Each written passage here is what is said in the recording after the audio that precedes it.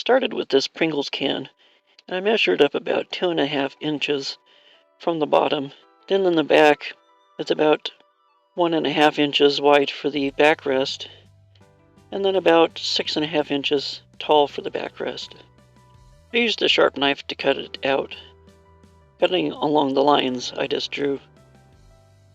Once complete, the chair looks okay, and this might be useful also. I found that the lid might fit and make a seat portion. My original plan was to use this piece of wood, but I think I like the lid better.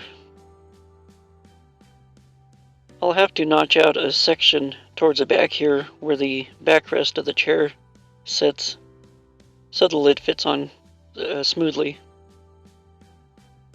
I wanted to make a round edge, so I used this round piece of wood and rounded off the corners.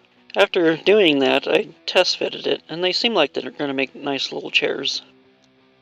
So I made 2 of them. I figured I'd make a table, so I found this coffee can lid and decided to use this clear one. I thought it'd make a nicer table. I noticed that the section on the bottom that I just cut off was about 4 inches, and that'd be a perfect height for a table. So I cut it out. I test fitted it with another Pringles can that was about 4 inches, and it seems like it's going to be a great height for a table. I'm going to have to use some tape and close it up some, but that shouldn't be a problem. I have the silver duct tape that I'll use. I also plan to use some aluminum foil tape to cover these, give it an industrial, futuristic look. I kind of like that look. I use this wood disc for the bottom of the table so it sits flat, and then kind of tape things together. I'm not too worried about this pulling apart. This will hold better than hot glue. I'll cover all this with the foil tape. This stuff is sticky back foam.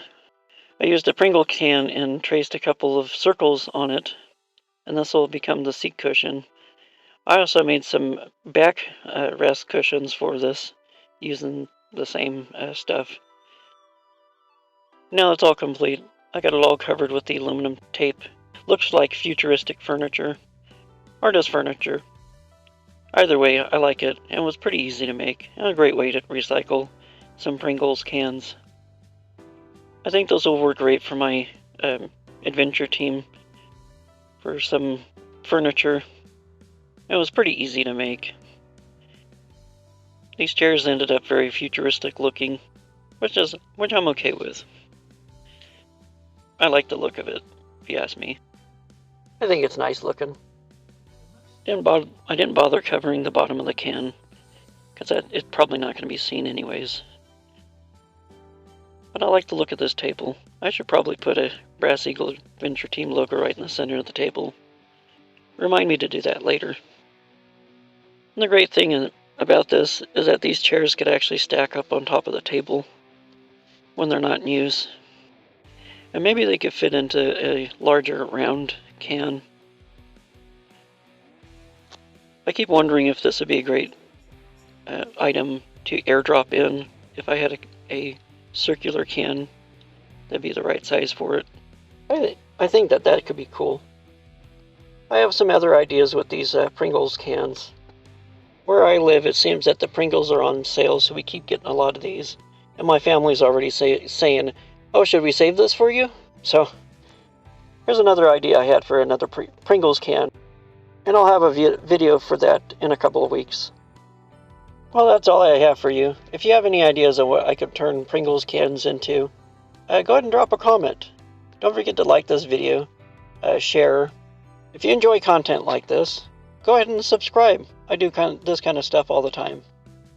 Catch you in the next video. Don't forget to collect, inspire, and create.